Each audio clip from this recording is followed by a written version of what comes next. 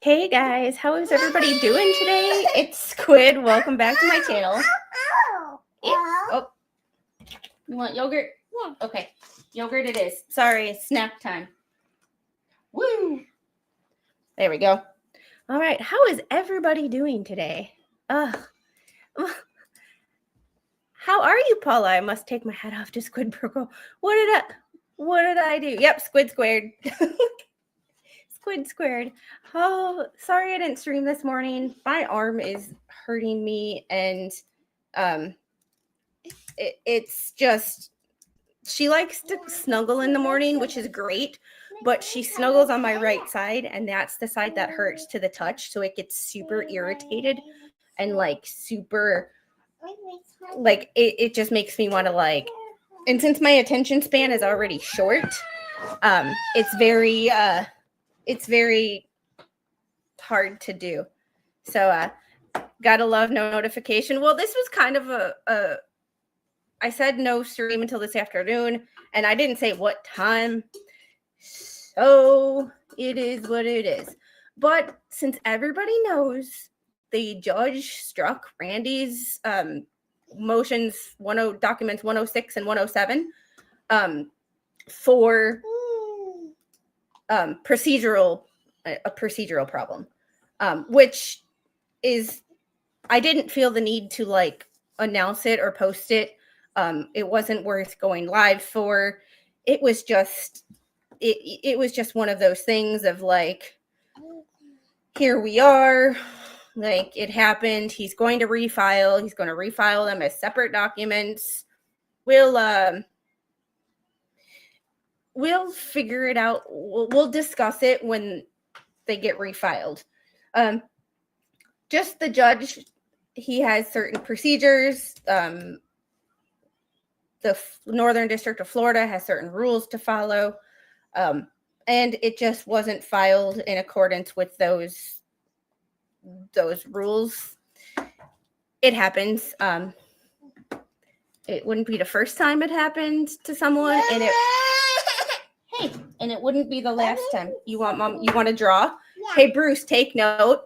This is an Apple pencil, and she's going to color with it. So no worries about the little one choking today, okay?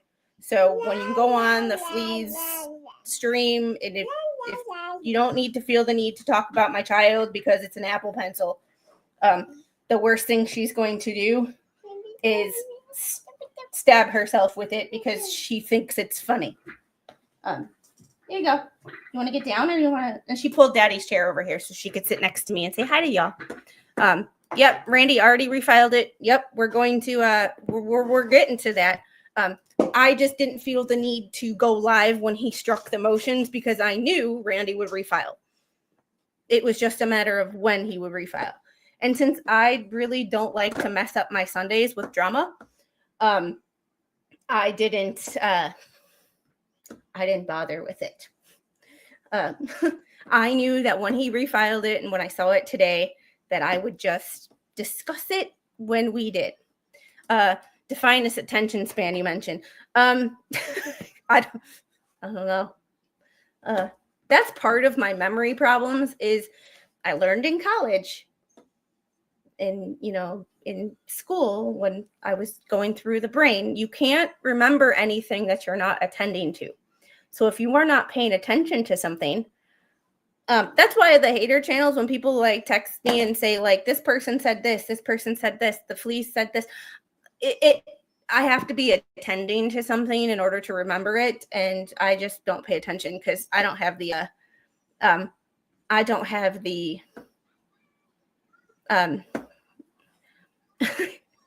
I barely have the attention span for the things I need to pay attention to, I don't know, paying my mortgage and all of that stuff. So attending to the things that I don't have time for, it's funny. But it is what it is. David, how are you? Happy Monday. Hope everybody is having a good Monday, not a case of the Mondays I was having this morning. I should know not to schedule a live on Monday morning because it is either my like it's either something. My computer is not working. My internet's being funky. I am in pain because I did too much over the weekend. Like, I just can't. It's just a weird, like, and I'm saving this last document 112 right now.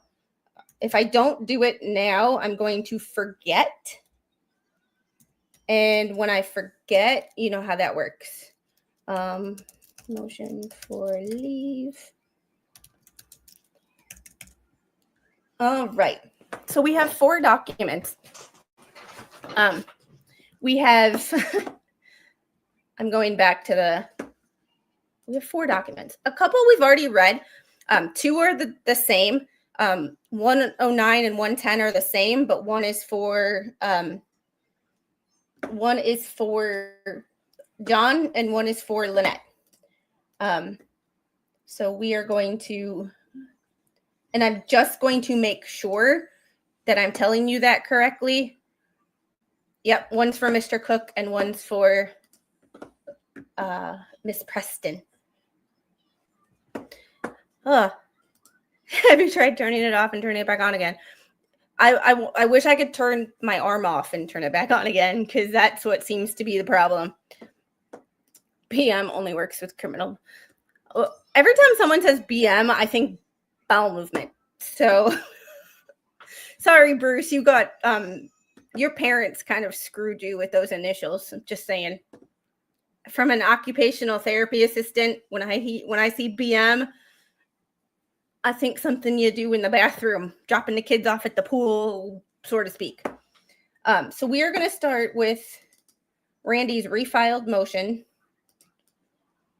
documents 109 and 110, and then we'll get to the other stuff. You do. Okay, I'm glad it's not just me, because like it's an OT thing. Like when I was in college, I originally wanted to be a PT, and then OT just sounded cooler because you could do a lot more things. But then in acute care, working in a hospital, you spend most of your time in the bathroom with patients. As much as I love OT, you see things and you get used to things. All right, so we are going to share the screen. Anti-slap. Oh, hey Wayne, how is everybody doing today? And King Paco, I saw you too. It's been quite the busy day. But I went to the cell phone provider store to change my address, because we have had some issues with address changes and companies not, recognizing that my address exists. That's why I think it would be funny if anybody tried to dox me, because my address does not exist. Which is funny. My address does not exist to GPS. My address does not exist to a lot of things. So when I went in there, I haven't been in that store in probably 6 months. And the woman that I walked in and called me by name. Like, I'm like, how did you know my name? Like, how did you know my name? Oh my goodness. I mean,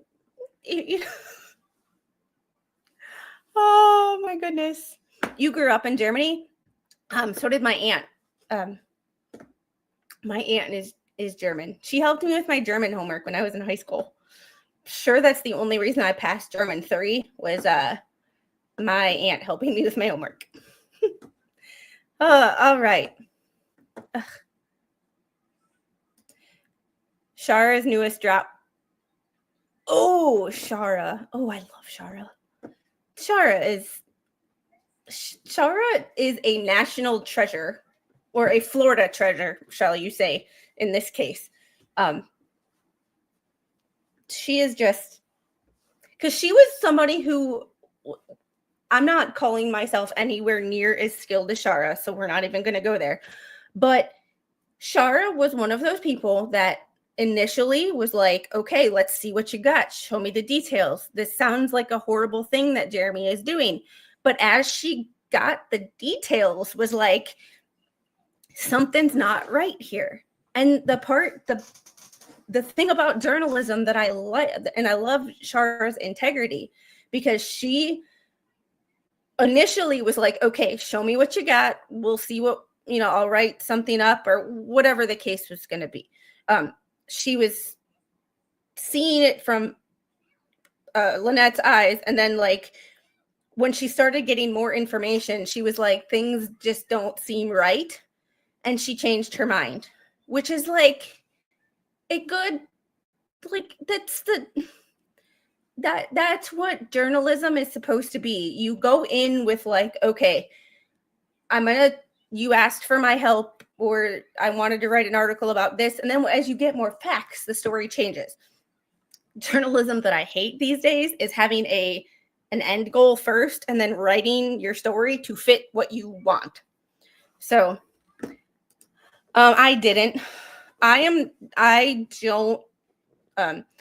Yesterday we went to the park. We had family time. Sundays I don't really do a lot on YouTube. And quite frankly, if it's not something about how Dollar Tree, what you can get at Dollar Tree that's a dupe for a major brand, that I don't have to spend $40 on some face lotion, I can spend $1.25 and get the same results. Or like Wild 'N Out comedy stuff, or YouTube Kids, I really don't. Like, we watched Monsters, Inc., and we had family time. I don't watch a lot of YouTube when I'm not actually on YouTube. I used to, but when Vices passed away, so did not my love for YouTube, but like I just stopped paying as much attention to things and kind of like cut myself off from that world. Like, your park time was so much better served than what happened yesterday. Okay. Like, I love to watch The Expert, and I love to watch Mo, and I used to love to watch Shizzy too, and I don't get to watch any of those people anymore because I'm either streaming at the same time as them, or I'm busy doing life stuff. Having a house and getting this house to look like a home is taking a lot of time and energy. I love it. Do not get me wrong, but it's taking a lot of my energy because I want it to, I started my first home improvement project. It was great. All right, we're going to get into this anti-slap motion to dismiss Preston's counterclaim and for attorney's fees pursuant to Florida statute 768.295. And a lot of this we already read. So we'll kind of go over it quickly. Don't have a lot to say because what I have to say you probably heard in my last video. Yeah.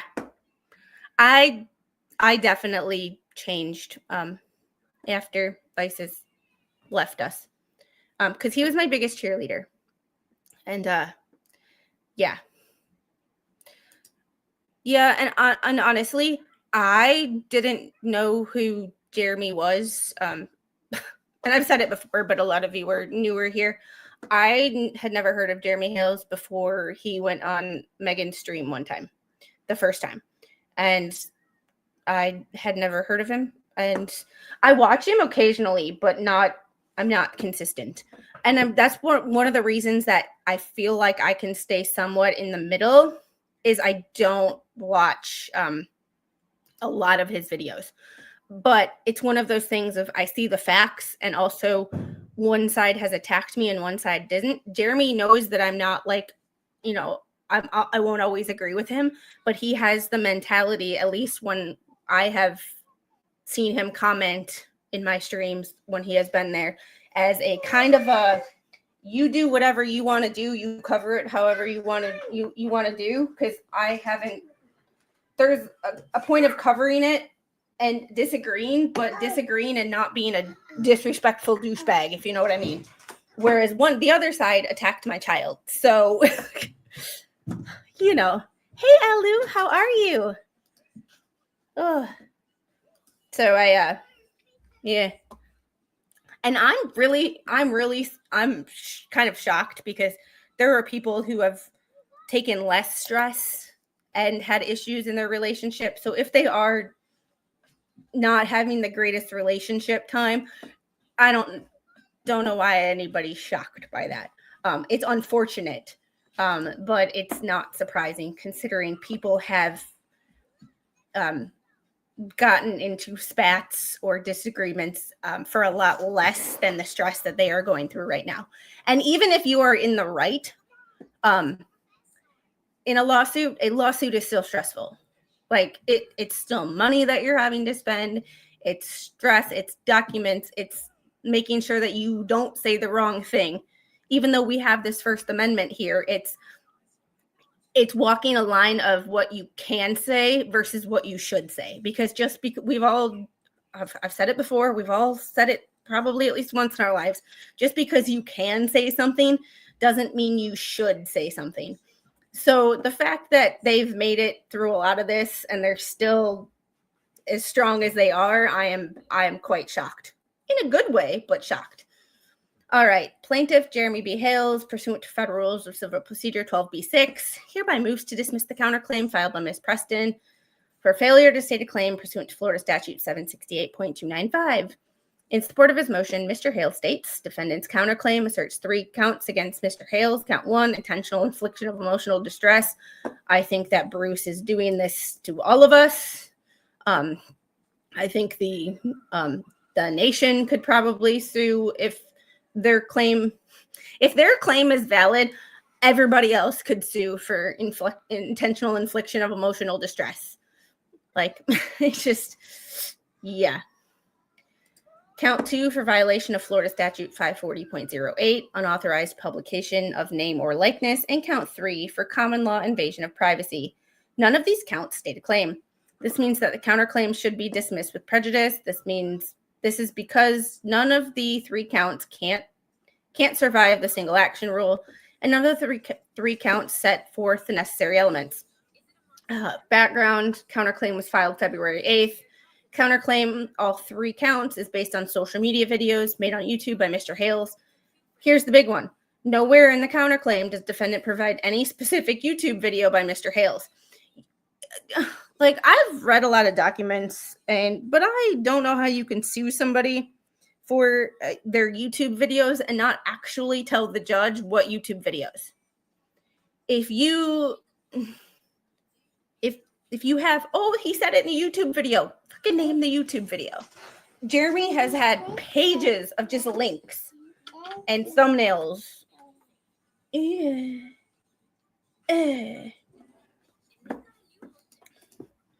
Sergeant Mitch, how are you?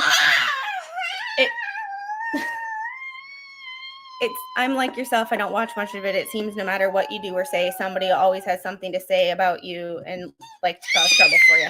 And that's Angel. Hold on, Mommy will fix it. Hold on. There you go. Yeah, it's always that you're never going to make everybody happy. In life, there's always going to be somebody who doesn't like what you have to say.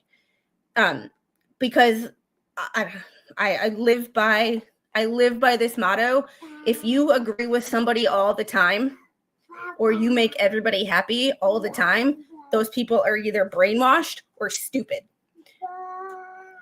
Like that, and that's why, like, even the people who are like all for one side or all for another and like agree with everything either side does, I'm like, y'all are weird.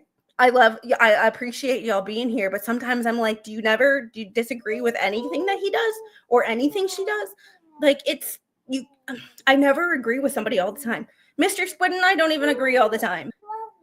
My mother and I don't agree all the time. It's try being a pastor. You could not pay me enough to do that job. You just couldn't. Like, it's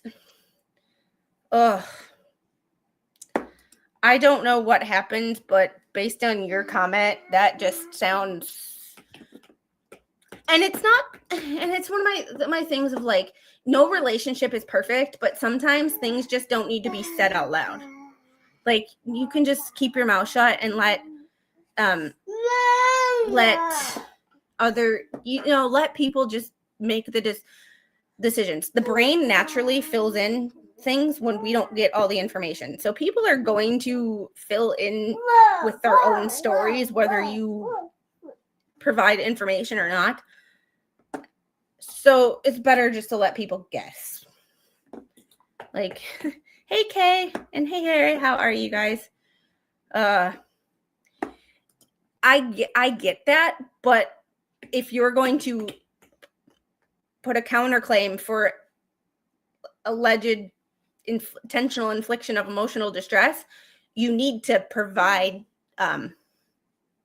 evidence, and an evidence would be, if you would think that if he's truly telling the truth, Bruce, that is, you would be able to cite, okay, this video, this video, this video, this video, this video, at this timestamp, this thumbnail, this thumbnail.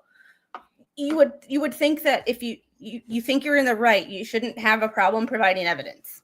And that's the problem. That's I am this is gym hair. I have not washed my hair in a Rogue Mama, I love you, because you and I, we like, I love Rogue Mama like a sister, but part of that is Rogue Mama and I don't always agree, but guess what, we're still friends. So so when she says that we always agree, she's lying.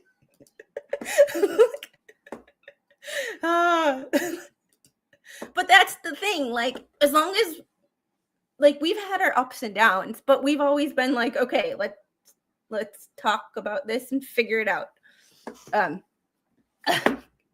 Just, it's like, you can't.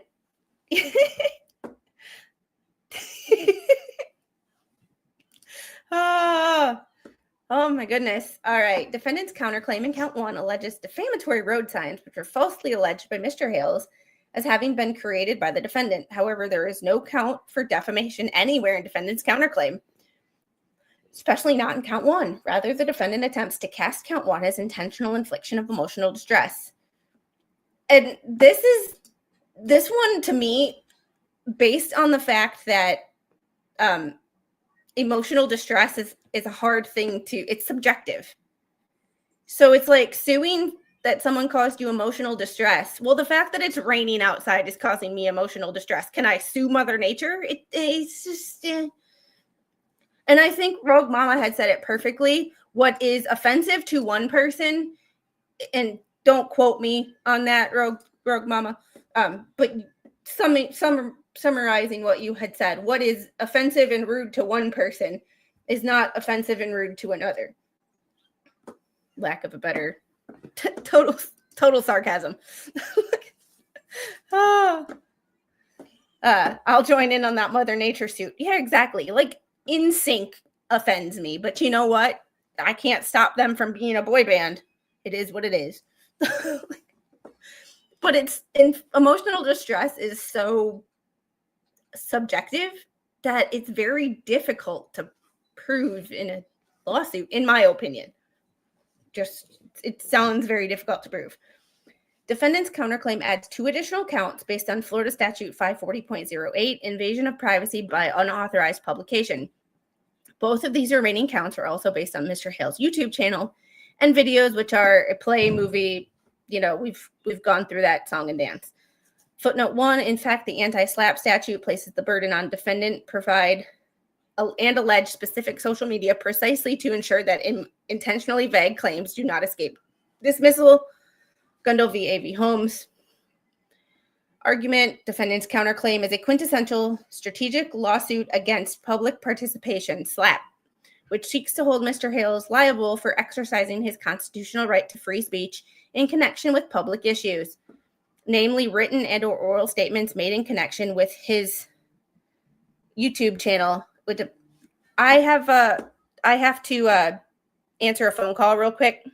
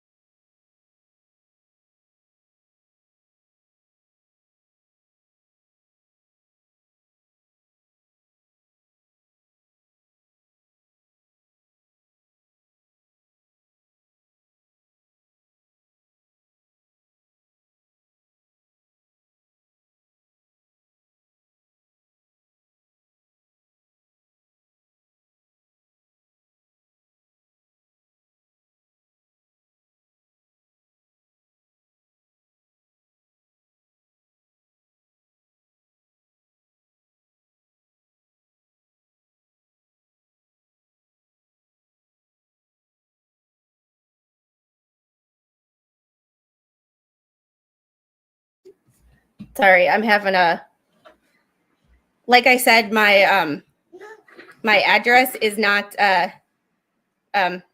is not able to be found. I have a delivery coming for something, and they just called me asking where my house was. So I have to text them the address. Like,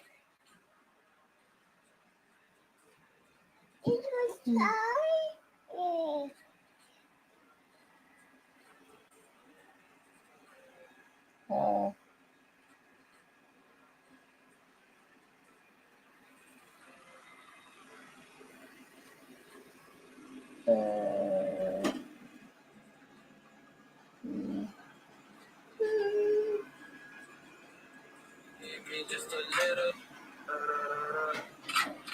When I talk, then you go give me just a little. When I talk, then you go give.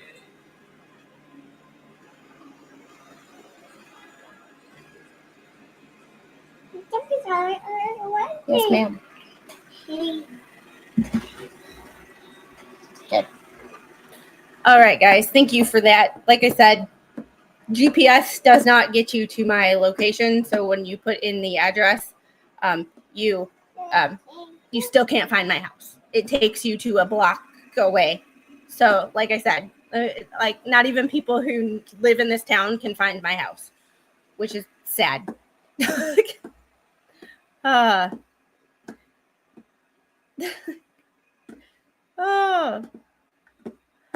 All right, guys. Back to this.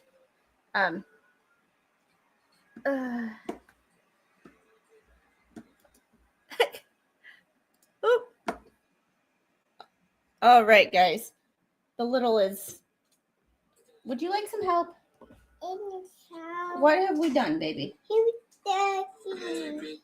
Yeah, there we go. Okay. Hey, Flash fan, how are you?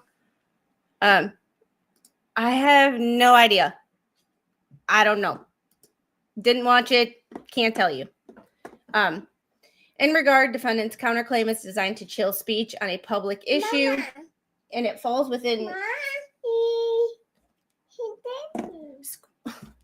squarely within Florida's 4th District Court of Appeals. Hold on. No. Angel, I love you, but I'm not giving you my phone. You have my iPad. You're fine. No.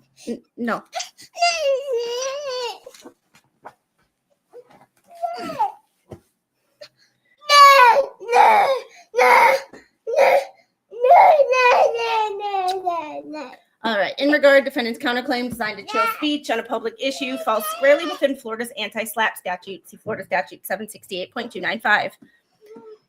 Florida courts have long favored pre-child. I'm sorry, guys. He's calling me back. Oh my God. Be right back.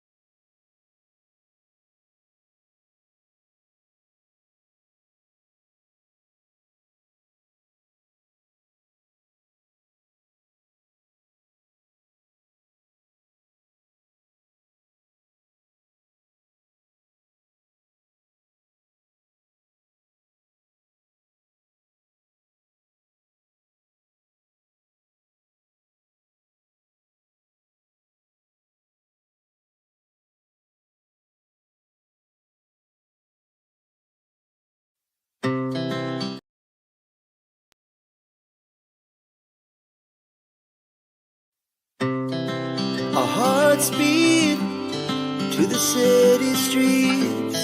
We began to feel the fire. We rise like tall buildings as the chemicals, they take us higher. The night's young, it has just begun as she puts her hand in mine. We wanna chase the night, wanna dance to the light, pull the stars from the sky just too high. Hey guys, I just canceled my I have a Walmart delivery order and I just canceled it and told the guy to take my shit back to the store because he's an idiot. I'm telling him how to get to my house and he keeps repeating the same shit over and over again. He is in the wrong neighborhood. I am trying to tell him how to find my house. And he is not listening to me. He just keeps repeating the same shit over and over again. And I'm so damn stupid. Like, I'm so sick of it. Like, so I thank you for being patient with me because I'm just like, I can only tell someone the same thing 6 times in a row before I'm just like done.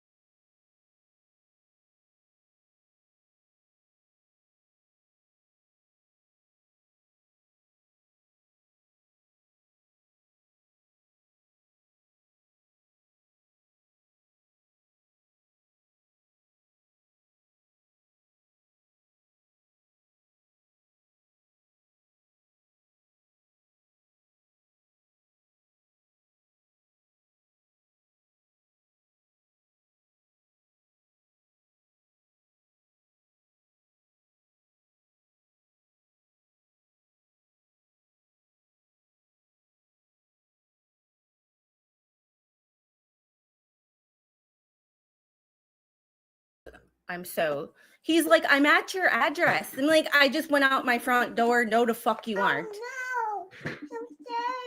No, baby. No, boo-boo. Hey, Angel, why do we keep doing this?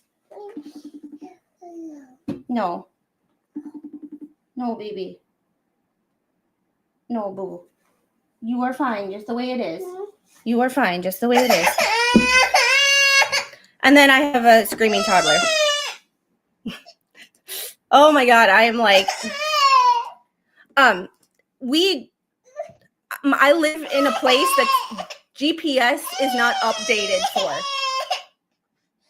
Like, I live in a place where GPS cannot find my house because GPS is not updated to the newness of my house. My house is new construction. It is not on GPS yet. So when I try to tell people how to find my address, they're like, well, I can't find it on GPS. No fucking shit. I told you that like 4 times. Like, I gave him an address at the beginning, phase 1 of my subdivision that is on GPS. And then figured, oh, if I give him an address, he can find the neighborhood.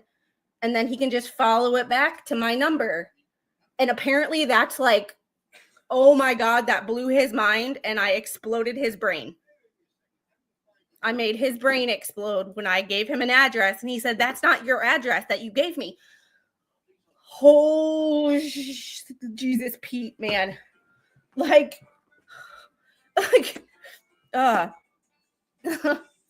Yeah, you can't. Well, see, that's the thing. My address is not on, my address is not on GPS because GPS Maps, Apple Maps, Google Maps, DoorDash, all of that, Walmart's GPS, Spark has not updated to include my address. When I moved here, the damn post office didn't even know my address.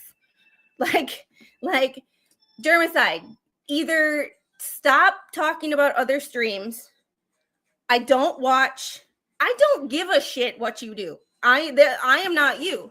And in fact, I believe that I am smarter than you because you are in here in my stream talking about Jeremy's stream. Stay on the fucking topic. If you don't like it, fucking leave. Can one of my mods take care of that? Like, yes, new build, man. Like, I'm trying to like, yeah. Like, oh, just, you can only describe something so many times before it's like, I just can't. Oh. So hopefully, one of my mods took care of germicide, because you need to like wash yourself with germicide, or like, because you don't listen either. Like you don't listen either. Yeah, it's been like this ever since we moved here, but it's been like this ever since it was built. And it was like, it was timed out by 4 of us. Thank you, guys. It's like, dude, I don't care if Jeremy dirty deleted or whatever. Like, how am I supposed to admit? How am I supposed to like admit? I'm supposed to admit that Jeremy dirty deleted something. I didn't even watch Jeremy's stream, so I have absolutely no idea. And I don't talk about what other people did or did not delete, because at that point, it's none of my fucking business. If someone wants to delete something that they uploaded, go for it. I don't care. Anyway, back to this. No, just timed out. There's only 2 people here that are banned. Like, yes. Oh, and we have changed Karen, the Urban Dictionary version of Karen is now Diane. And 2 people wrote one person wrote the lyrics to a Bruce and Diane song. I have to put it into Suno and see if I can get a John Mellencamp kind of esque Jack and Diane song. So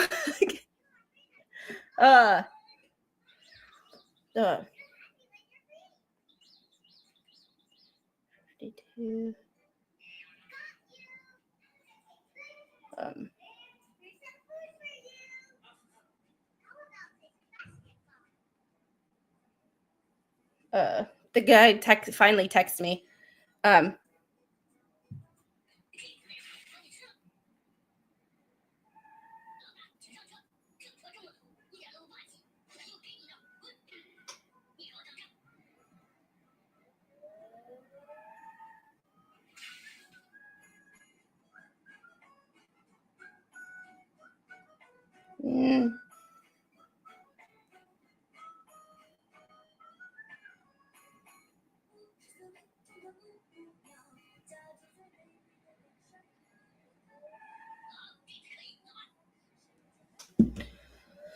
Oh, everyone who watched Squid Sunday stream is great. Diane was born. That was last Sunday, not yesterday.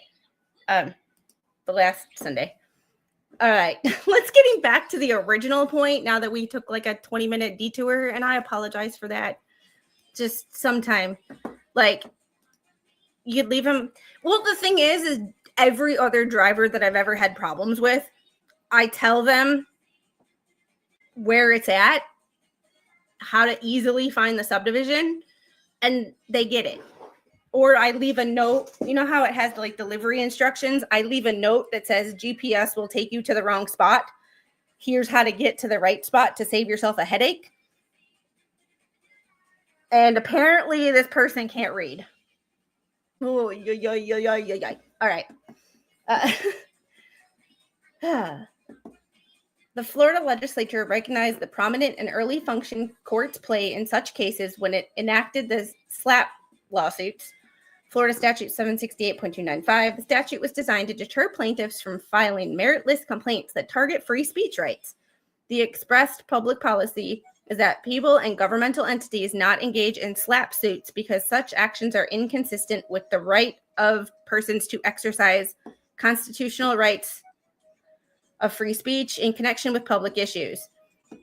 To facilitate the expeditious resolution of such lawsuits, the anti-SLAPP law shifts the parties' burdens at the outset and requires a more stringent analysis than typical motion to dismiss, Gundel v. A.V. Holmes. And I'm skipping the case law because it is the same. This is virtually the same motion that we read the other day, just updated for the court procedure. Noting courts, when faced with a motion to dismiss based on Florida's anti-SLAPP law, must do more than accept as true the factual allegations in the four corners of the complaint and draw all inferences therefrom in favor of the claimant. Specifically, once the defendant, here counter-defendant, establishes the statute applies, the burden shifts to the plaintiff, here counter-plaintiff, to demonstrate that the claims are not primarily based on First Amendment rights in connection with a public issue and not without merit. There is no doubt that Florida Statute 768.295, yay, it's delivered, yay, thank goodness. There is no doubt that 768.295 applies. Defendant's counterclaim indisputably involves statements made in or in connection with a play, movie, television program, radio broadcast, all that anti-SLAPP stuff. By definition, this constitutes free speech in connection with public issues.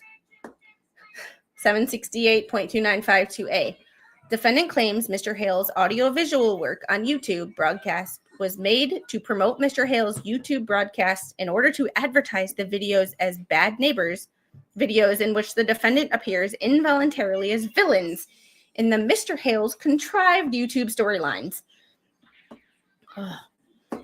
If all this was contrived, I could think of ways to contrive storylines that don't cost hundreds of thousands of dollars in lawyers' fees. Just a thought, you know? And I'm pretty sure if I can, somebody who's been doing this a lot longer than me, i.e. Jeremy Hales, can do it too. Once again, he makes content about his life, and this just so happens to be a major part of his life. Therefore, it's going to be talked about. Just, yeah. If you wanted hot, cook it yourself. Oh my God.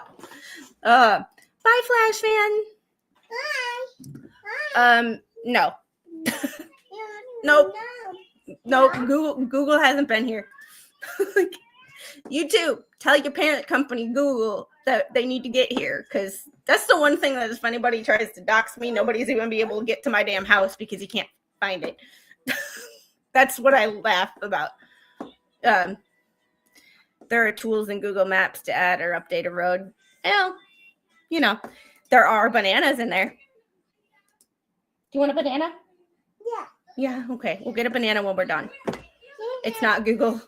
Well, it's somebody. Whoever, it's our county. Okay. Our county hasn't been on that. Rogue Mama of all people that would know that. I believe that you would know that. Hi, baby. Like, it's just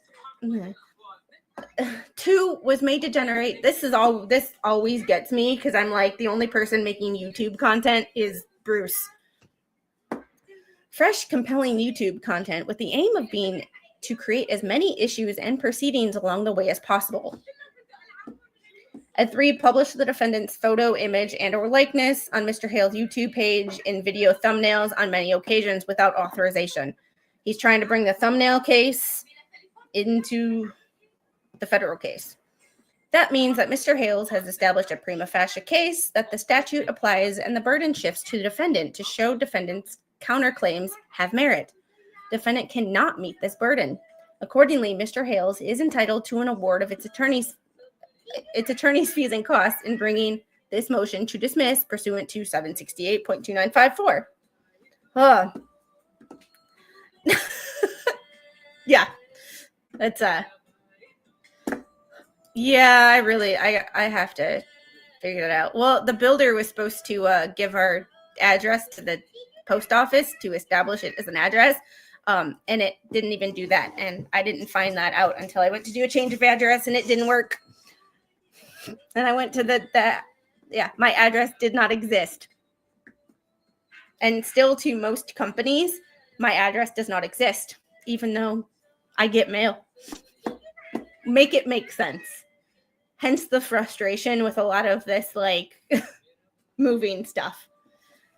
Yeah, but no mail is means no bills, which means my bills are late. You live in Southeast Georgia, technically more middle, but very rural. Yeah, Patty, I'm not far from you.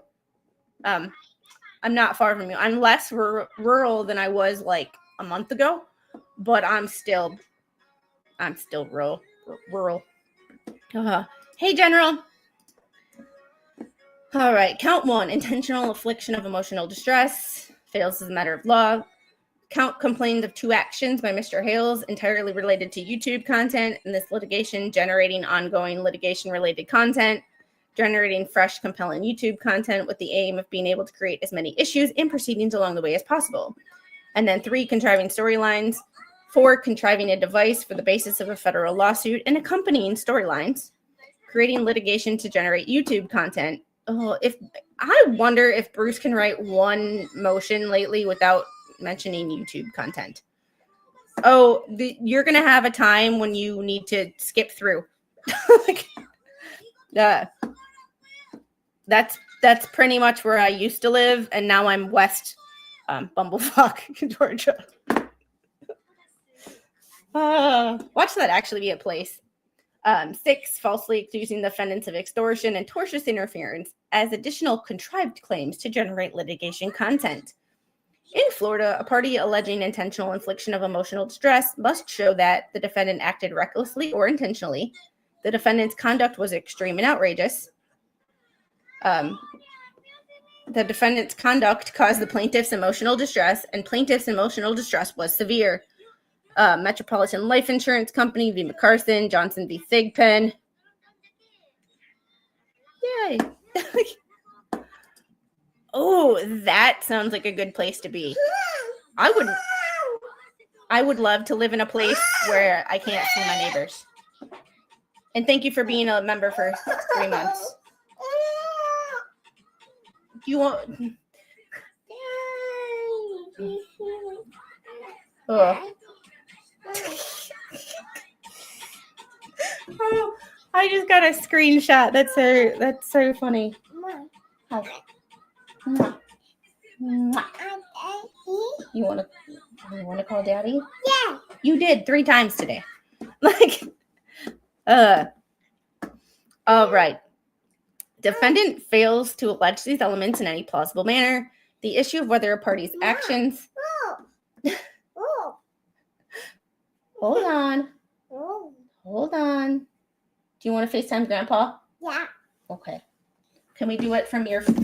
We'll do it from here. You have to go over there, though. Is that okay? Yeah.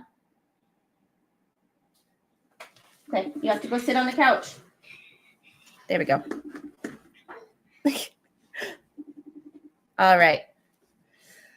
Defendants fail to allege his claims in a plausible manner. The issue of whether a party's actions are so extreme and outrageous as to permit a claim for intentional infliction of emotional distress is a legal question for courts to decide as a matter of law. Have to mute her or lower her volume.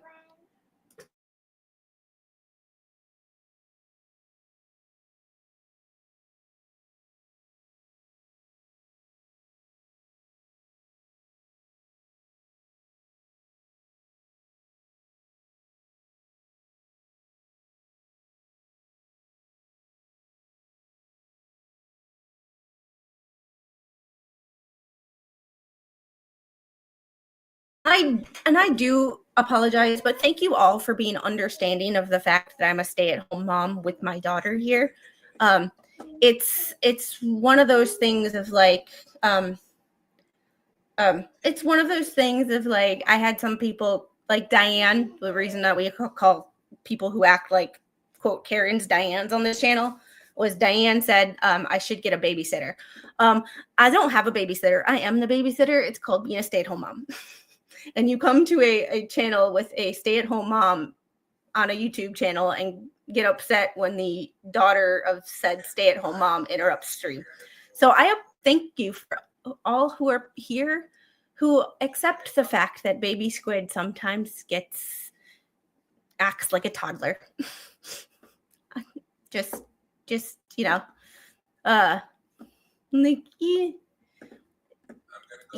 yeah, I think I saw that on Tug's Facebook page, constantly repeating acronym polyflop.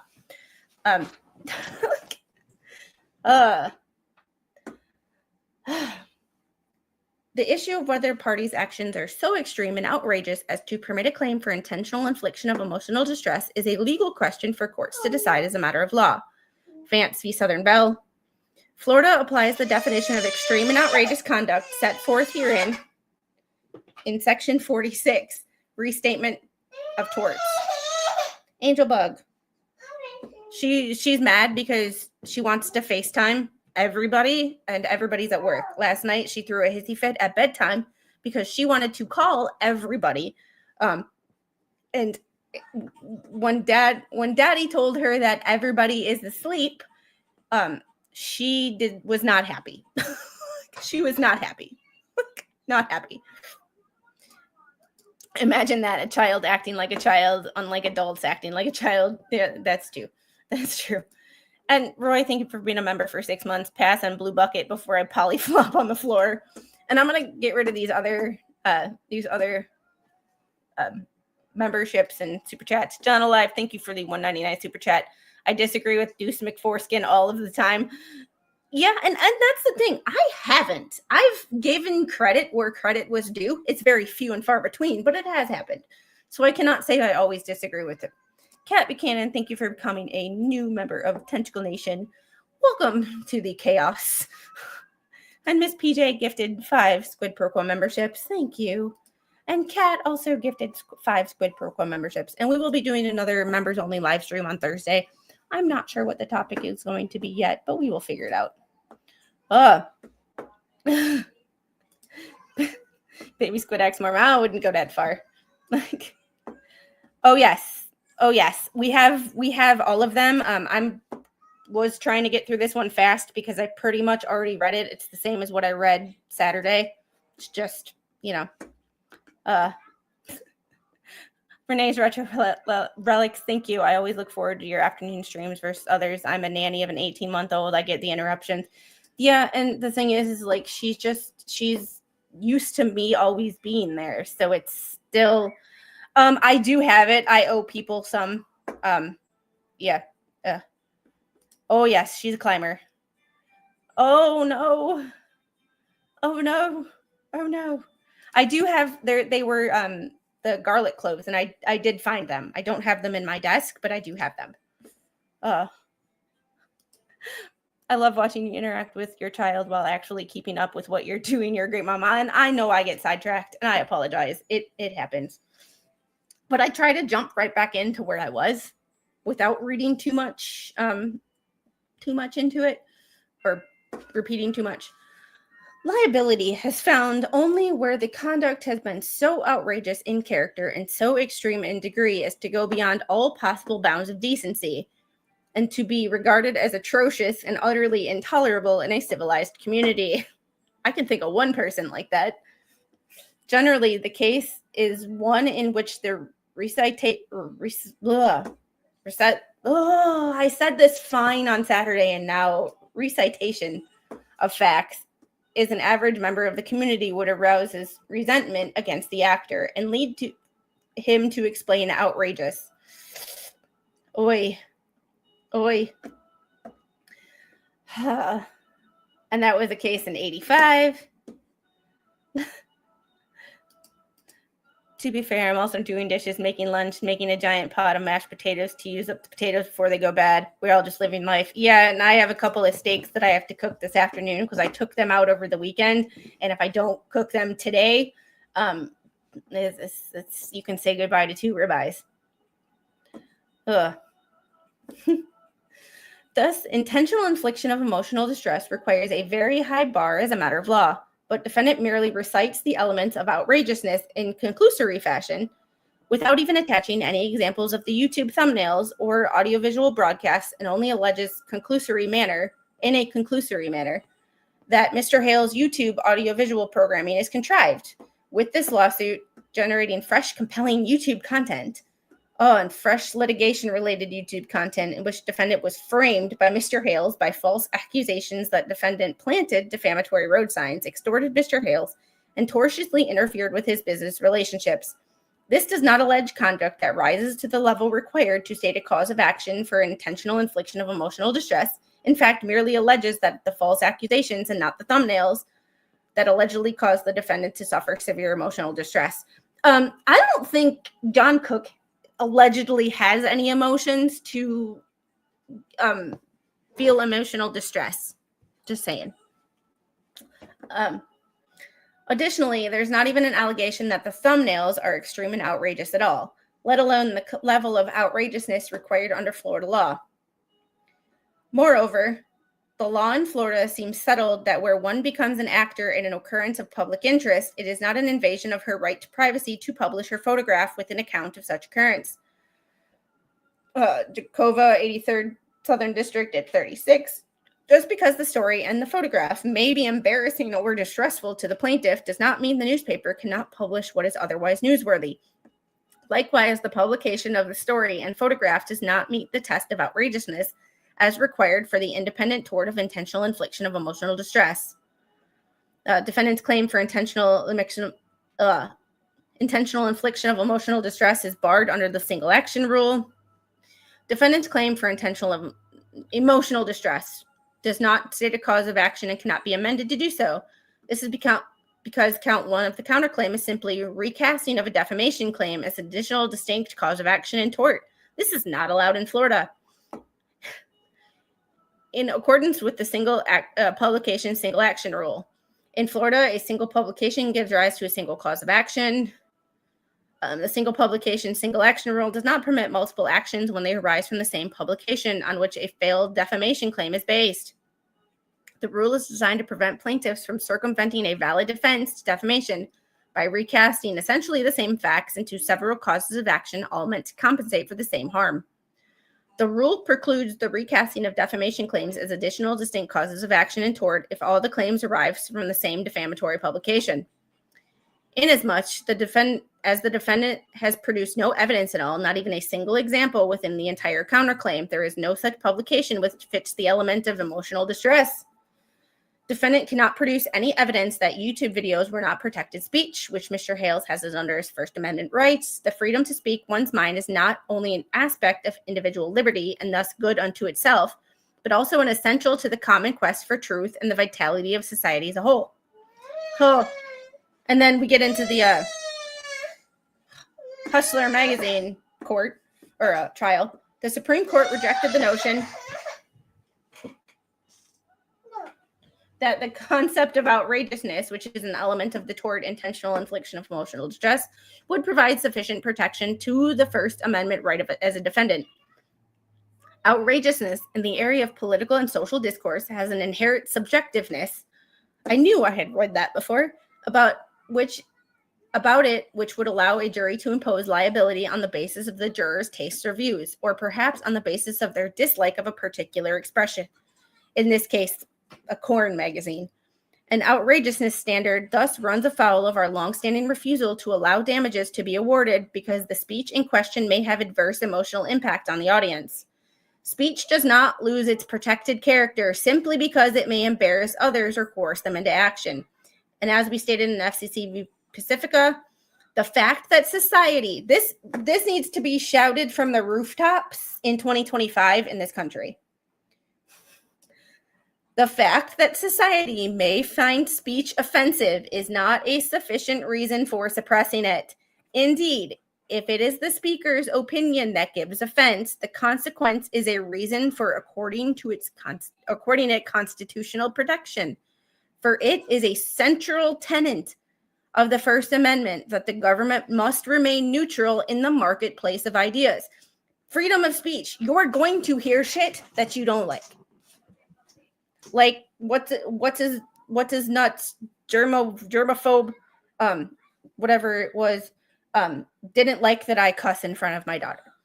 There is a thing called do as I say, not as I do, and she can use that language when she's older, and she knows that because she has yet to ever say it. And if you that person didn't like what I had to say, guess what? That's a them problem, not a me problem. Yeah. It's just like, yeah. The public expression of ideas may not be prohibited merely because the ideas themselves are offensive to some of their hearers. In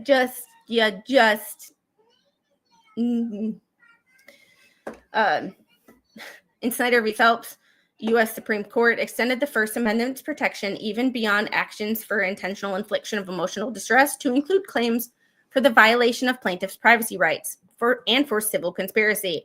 Moreover, the Snyder Court relied on Hustler v. Falwell.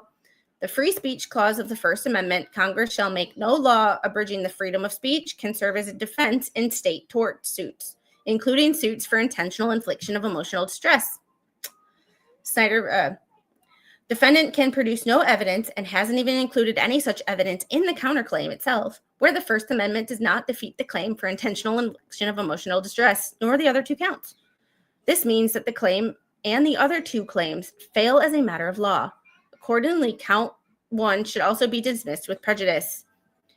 Count 2 for Florida Statute 540.08, count 3 invasion of privacy, both fail as a matter of law. Defendant attaches no images, likenesses, or thumbnails to the counterclaim, but merely alleges via 3 paragraphs containing nothing but conclusory allegations that Mr. Hales has misappropriated the defendant's image, likeness, by placing them in video thumbnails in order to advertise the videos as Bad Neighbors videos, in which the defendant appear involuntarily as villains in Mr. Hale's contrived YouTube storylines, that Mr. Hales used thumbnails without their consent, that Mr. Hale's use of thumbnails has been for commercial and or advertising purposes in order to increase the views of videos and revenue to Mr. Hales from the videos as a result of using the image of defendant, and defendant suffered loss and injury as a result of unauthorized use of thumbnails. Suffered loss and injury. Don't you have to have something in order to suffer a loss? Just to, count 2, Florida Statute 540, and count 3, invasion of privacy, fail because there is an absence of evidence to support the defendant's case. Yes, when you bring a case, you must bring evidence, not your conclusory allegation. As each count is based on a purported violation of Florida Statute 540.08, for which there is a complete lack of evidence, defendant can produce no evidence, where the First Amendment does not defeat count 2 for Florida Statute 540.08 and count 3, invasion of privacy. Under Florida law, the elements of common law invasion of privacy, commercial misappropriation of likeness coincide with the elements of unauthorized publication of name or likeness in violation of Florida Statute 540.08. Under Florida law, the elements of elements of common law invasion of privacy. Can you hear her say, "Help me"? She goes, "Help me, help me." She doesn't need help with anything. She has access to everything she needs right now. Where's your water? Except that. No? Okay. It's under there. Not my fault you left it behind. Yeah. Oh, you just want my phone. Oh,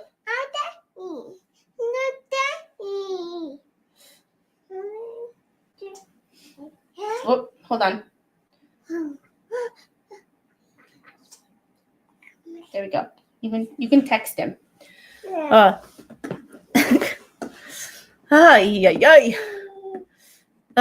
It's an interesting one. It's an interesting one. Yeah, exactly. She'll go, "Help me, help me, help me." Anytime she feels that she's he's in the wrong. Like, Angel. Baby. Everybody's at work right now, baby. Everybody's at work right now. Under Florida law, we haven't learned that just because mommy's home all the time doesn't mean everybody else is. Under Florida law, the elements of common law invasion of privacy, commercial misappropriation of likeness coincide with the elements of unauthorized publication of name or likeness in violation of 540.08. Florida statute 540.08 provides in pertinent part unauthorized publication of name or likeness. No person shall publish, print, display, or otherwise publicly use for purposes of trade or for any commercial advertising the name. I'll turn it down. There you go. Portrait, photograph, or other likeness of any neutral person without the express written or oral consent to use such given by such person. In the event the consent required is not obtained, the person whose name, portrait, photograph, or other likeness is so used may bring an action to enjoin such unauthorized publication, printing, display, or other public use, and to recover damages for any loss or injury sustained by reason thereof, including an amount which would have been a reasonable royalty and punitive or exemplary damages. Defendant's counterclaim is bereft of any attachments. It merely alleges that each defendant published defendant's name and image without consent. For example, defendant's counterclaim wrongly states that each defendant has violated Florida statute 540.08 by publishing the defendant's picture on video thumbnails without consent and by publishing and using defendant's name and image in videos without defendant's consent. If anybody, yeah, that's ridiculous. Sorry. But the inclusion of one's name, likeness, portrait, or photograph in any type of publication alone does not give rise to a valid cause of action under 540.08. Valentine v. CBS. Mr. Hales has a YouTube channel consisting of free audio-visual broadcasts intended to entertain and or inform the public. Defendant cannot show that defendant's name and likeness was used to promote some other product or service on the audio-visual broadcast separate and apart from Mr. Hale's YouTube channel. That YouTube channel is not, therefore, an in of itself commercial purpose. That's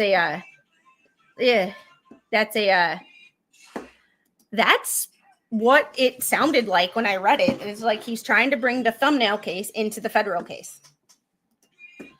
Better, yes. There's never, y'all with chronic pain know that there's never a pain-free day. It's a tolerable level of pain. Is my pain tolerable right now? Yeah. Was it this morning? Not so much. The promotion and advertising of YouTube channels does not constitute commercial purpose. Well, that's interesting. Furthermore, promotion and advertising of YouTube channels do not promote a commercial purpose.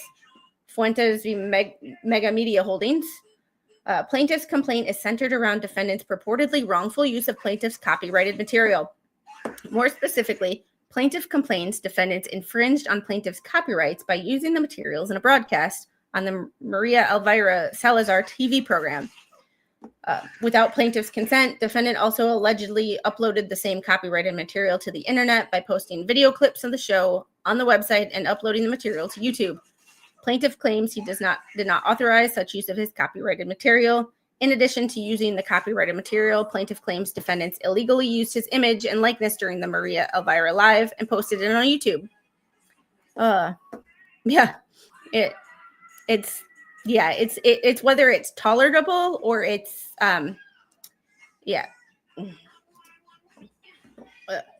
Moreover, there are a number of Florida cases that uphold the use of one's name, likeness, portrait, or photograph, whether in a news report, TV show, play, novel, or the like, is not actionable unless the individual's name and likeness is used to directly promote a commercial product or service, separate and apart from the publication. Volume down, please. Defendants filed this counterclaim because Mr. Hales engaged in protected expression under the anti-SLAPP statute. Furthermore, defendants' counterclaim fails because they consist of ancillary claims which are barred by the single action rule, and because each claim independently fails on its own merits. For these reasons, Mr. Hales asked the court to dismiss defendant's counterclaim with prejudice. Basically, he repeats himself. So, in the conclusion, Flea One talks crap. I'm sure they, I just, so there's that. We have one of those for each person. Then we have 111, which is, and 112. Whoop. Dude. I love technology until I don't love technology. And then I'm like, my brain can't process multiple things. Yeah, I agree. I have fibromyalgia and psoriatic arthritis. Never knew what kind of day I'm going to have. Just always hope for the best. Yeah, that's kind of the same way. And because I've been working out more, or trying to work out more, it's a fake. It's what I used to think as a warm up is now a workout. It's my elbows are starting to hurt again, but you know, it is what it is. Let's see. Oh. And Janice, thank you. Hold on. This is document 112. Crap. Janice, thank you for the $19.99 super chat. Love your show. I appreciate you being here. I know sometimes I'm a hot mess, emphasis on mess, but I try my best. I try my best. I shared the wrong one. There's 111 first. We want to do 111 before we do 112, just to keep things straight. You know, we don't want to. I don't want to skip around. All right. Every photo and thumbnails are out in public. She loves being filmed. Well, and the thing is that thumbnail case and trying to bring it into the federal case, that could impact every YouTuber. That could create a case law, which makes everybody else's life difficult. So that's one of the reasons I was interested in the thumbnail case, was because it has implications for every YouTuber. So, hey, Heidi. Hey, Heather. I love multitasking. All right. This was filed by Bruce, as we can tell. That's an easy way to tell a Bruce motion is there's no Gainesville. Just I point it out every time, but it doesn't change. He does not put Gainesville division, and it's the quickest way to tell that the thumbnail case is not over. Poor Maureen, we've discussed this. Just because one side wants to drop it does not mean it's over, because there is at the bare minimum, there is a case for, you brought this, you made me pay for a lawyer. Now all of a sudden you want to dismiss it. You gonna pay my lawyer's fees. So there's at least like attorney's fees that are at a minimum. And Bruce Manskin, oh my God. I love that name. Yeah. Who knows what they're gonna go over? I am not privy to those conversations, nor would I say anything if I was. Cause you there's just some things that I don't, yeah. But I'm sure that, you know, frivolous lawsuits might be brought up and possible sanctions. Just, you know, like, you're not a hot mess, you're spicy. DOA is more like it. All right. Defendant's request for order under Federal of Civil Procedure 41A2, dismissing counterclaim counts 2 and 3. Oh, interesting. It's Sergeant Mitch's alter ego. Okay, I'd seen your name before. I just didn't know whose alter ego you were. I still haven't figured out who Laura Owens' twins is. Pursuant to FRCP 41A2, the defendants request an order dismissing counts 2 and 3 of their counterclaims. Memorandum in support. FRCP 41A2 provides, except as provided in Rule 41A1, an action may be dismissed at the plaintiff's request only by court order on terms that the courts consider proper unless the order states otherwise. A dismissal under this paragraph is without prejudice. he wants to dismiss his own claims because you just got proved that your claims didn't have yeah. The defendants wish to pursue these claims in a separate action in their forum of choice, along with other claims against plaintiff unrelated to this case. Dismissal will also render moot the motions to dismiss documents 109 and 110, eliminating the need for the court to rule on these motions. These motions are not wasted because they can be used by the plaintiff in response to the same claims when brought in different action. Oh my goodness. Oh, he doesn't want the anti-slap statute applied. He just doesn't want the anti-slap statute applied. And now you want those eliminated because that makes 109 and 110, the anti-slap, moot. That's the only reason he's doing this. Yeah, he is just playing games. So that was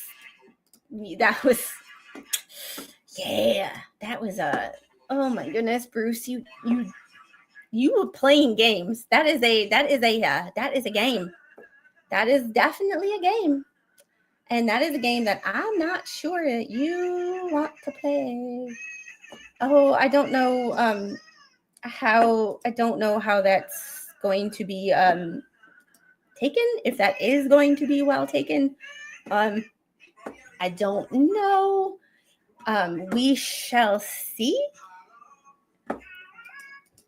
Yeah, well, that's a very good point. And I honestly can't say that I know too much about Florida's anti-slap.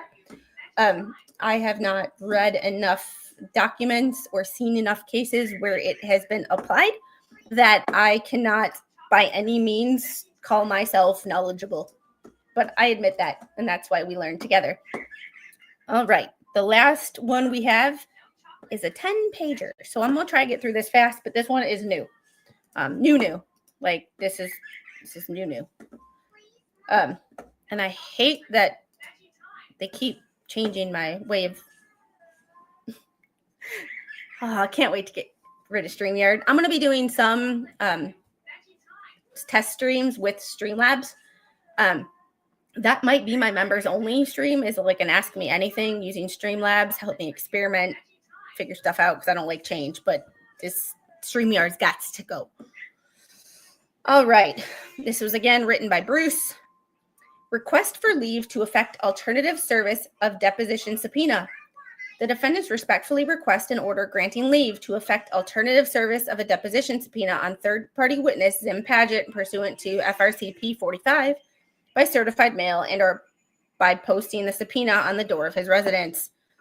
Oh, you just want to waste more time. Yep, obviously a BBB motion since Gainesville is missing. Shocker. I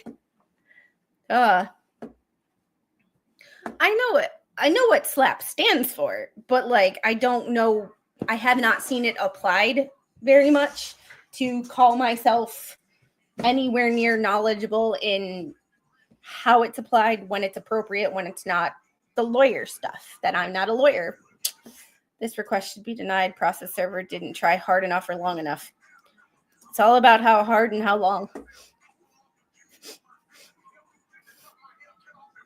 Just saying. Memorandum in support, Mr. Paget has evaded service, and so alternative service is warranted to secure his appearance for a deposition. Okay, correct me if I'm wrong, but he is the current mayor of Otter Creek, correct? If he is in fact the current mayor of Otter Creek, you caught that, didn't you? I was waiting for somebody to catch that. If he is currently the mayor of Otter Creek, y'all didn't try hard enough because he should not be that hard to find. Just saying. You know, like the mayor's office.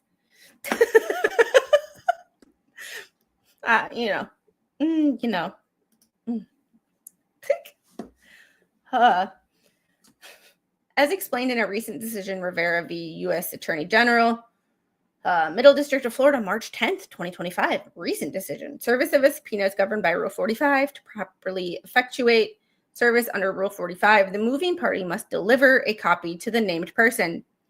The majority position in the 11th Circuit is that personal service is not required by Rule 45. Tektronic Industries Limited via Bonilla, Middle District of Florida, July 23rd, 2024. Citing Sadi v. Maroon, Middle District of Florida, March 22nd, 2021. And if I'm butchering those names, I do apologize. Collecting cases supporting same.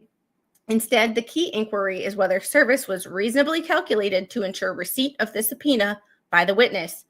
Where personal service cannot be easily obtained, a party must preemptively seek an order permitting alternative means of service. Based on the record, the court finds that plaintiff has demonstrated that personal service cannot be easily obtained. Plaintiff has described her unsuccessful attempts at contact with Cheng, and the court finds that it is appropriate to authorize service through alternative means.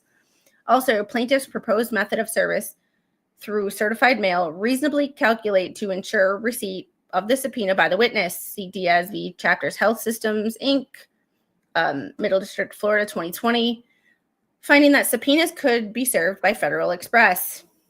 SEC v. Rex Venture Group, Middle District of Florida, 2013, finding proper service of subpoena by Federal Express and certified mail. See also McNamara v. Government Empires Insurance Company, Middle District of Florida, April 2024. The key inquiry is whether service was reasonably calculated to ensure the receipt of the subpoena by the witness. TracFone Wireless, Inc. v. SCS Supply Chain, Southern District of Florida, 2019.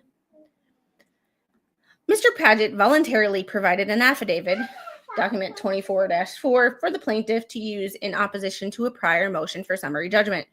The affidavit avers, on May 14th of 2023, a Sunday morning, I was riding my golf cart on the side of the road on U.S. Highway 19 near its intersection with State Road 24, collecting several handwritten road signs on U.S. Highway 19. Deucey boy, you want to, that you put I-9, not 19. Y'all, this is my thing. Like, proofread your shit. If I'm not a lawyer, not a judge, obviously, but I have a problem with people who can't proofread their stuff. I start hyper-focusing on the way it's written and not the content, which if I do that, the judge probably does too. And then I care less about what you have to say because you can't use proper grammar. Sorry. Meh. That's what I'm saying. Remember, not my circus, not my monkeys, not my problem. Love it. That's my thing. A town of 100. Town of 100. He should not be that hard to find. Like, they found him not at home on spring break. Mm-hmm.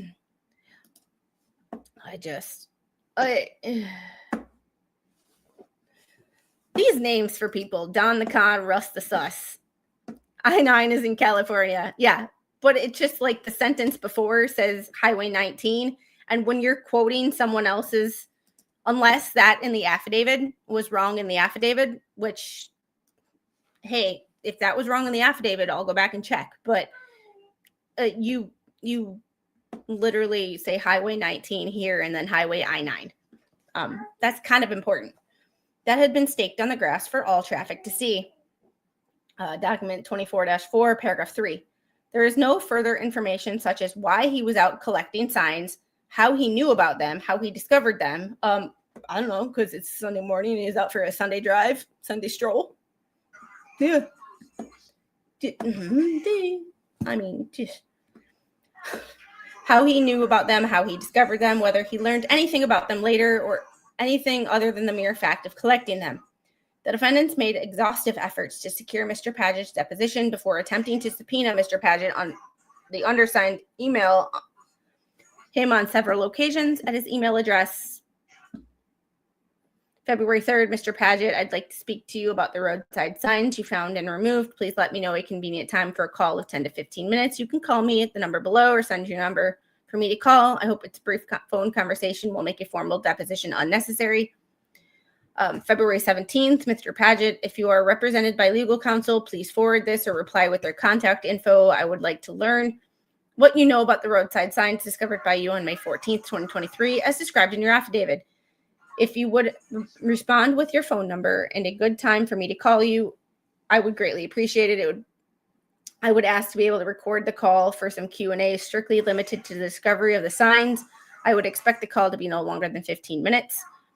If there is some reason you cannot or are unwilling to have a call for me to ask about the signs, please apprise me of that reason so I may take it into consideration in deciding whether to pursue your deposition. I hope to avoid unnecessary expense and burden. Basically, he would have to pay for it because it's his deposition. And he doesn't have money.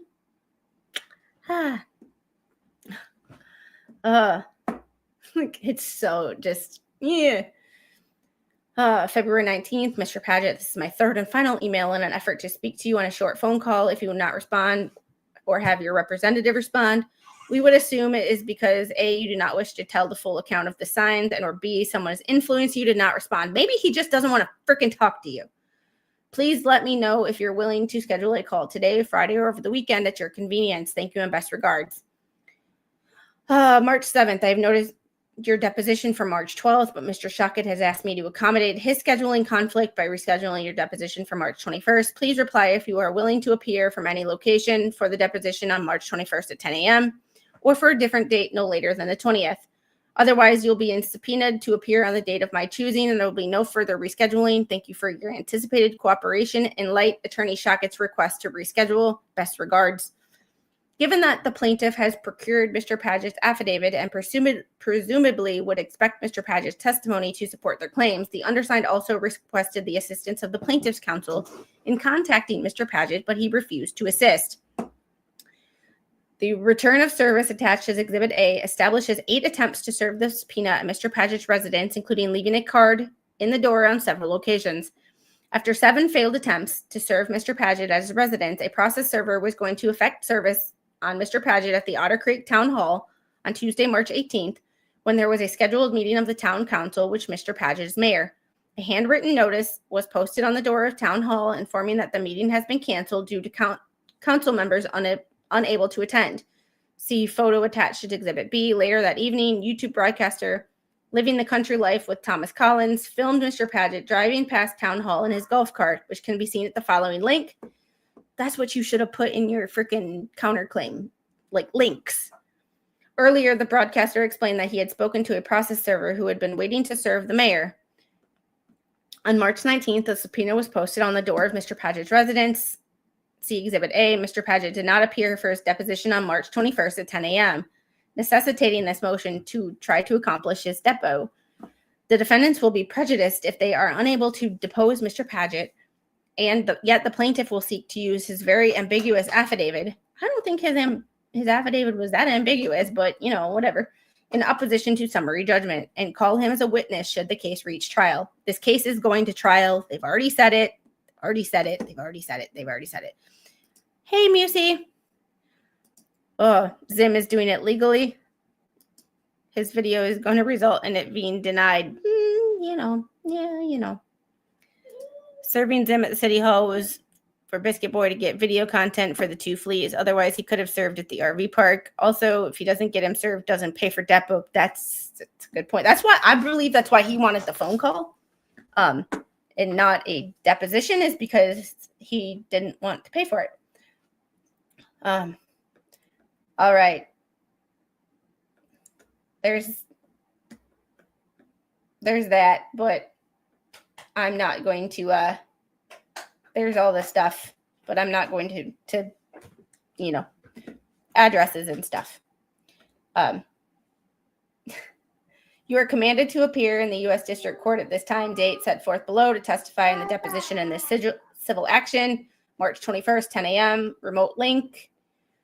Yeah, it's town hall meeting has been canceled. This is what I hate. Like, make another freaking paper. Hey, Valor View News, how are you? Like that, like this. This is so unprofessional. Like, you have a computer somehow. Everybody has Microsoft Word or even some typing. Like, Yeah. Okay, so it's not that hard. I mean, you kind of do have to pay for it now, but Microsoft Word, type Exhibit A or Exhibit 1 and put it as a separate page. It's not hard. Oh, Elizabeth, let's go back and get a handwritten notice. You. Thank you for pointing that out. I didn't. Y'all, Josh, you too. Like y'all are.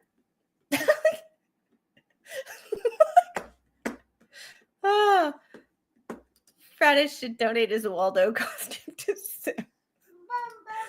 Oh my goodness. Like that, yeah, that is some really, that's good handwriting. It almost looks like ink, like computer or printer ink. Like it's the details. Yeah. And we've been at this for an hour and a half, and that I hadn't quite looked at it yet, but you're right. And I did, yeah. Yeah. I missed that one. Oh my goodness. Yeah, the haters are unhinged. I saw that guy who pulled up on storage auction, came after Jeremy and then blamed Jeremy. Yeah, You want your shoes off? Okay, we're almost done. Can you wait 1 minute? No. Okay, come here. I'll take your shoes off. You want your shoes off? Okay, well, you gotta come here. All right. Anyway, guys, invisibility cloak. Yeah, and his golf cart. Zim must be OCD with his writing. Yeah, y'all.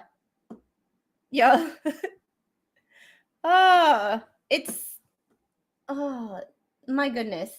Like just. All right, so that was document 112. I did not watch. Sundays are family days, and I've been honestly, like, I've been so busy and I've been exhausted most of the time. So when the little goes to bed, I've been actually going to bed with her at the same time. So I've been falling asleep at like 8:30, 9 o'clock. So I haven't.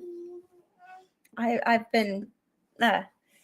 Yeah, it's been a whole thing. All right, I am going to get going because I have to cook.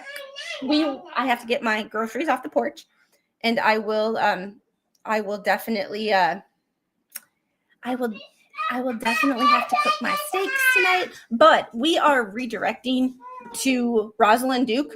Her stream doesn't start till 5 o'clock, so we got a little bit of time. But she has the Tilted Lawyer Omar for the craziest document yet in the Diddy case. So that should be a good one. They should be a good one. But she doesn't start till 5 o'clock, so grab some popcorn. Good. Thank you, Selena. Thank you. I appreciate you. I appreciate everybody for being here. I know sometimes I get sidetracked, and I know sometimes that we get I did not anticipate the Walmart grocery delivery being such a hot mess, because I put in my delivery instructions, I give people a heads up, and this person did not seem like he was the brightest crayon in the box, if you know what I mean. Like, you know. So I am going to go cook dinner. I'm going to go take her shoes off because she knows how to do it, but she refuses. So we're not. And y'all say hi to Rosalind. Stick around for Rosalind's stream. She is doing great work over on there. And if you haven't subscribed to her, please do. She's awesome. She does a lot of the, she's done a lot of videos, a lot of shorts on this case particularly. She did that Ray Bone Crusher video. It's great. It's great. Y'all have a great day. You want to say bye? Bye. Bye. Bye. Bye, guys. See you.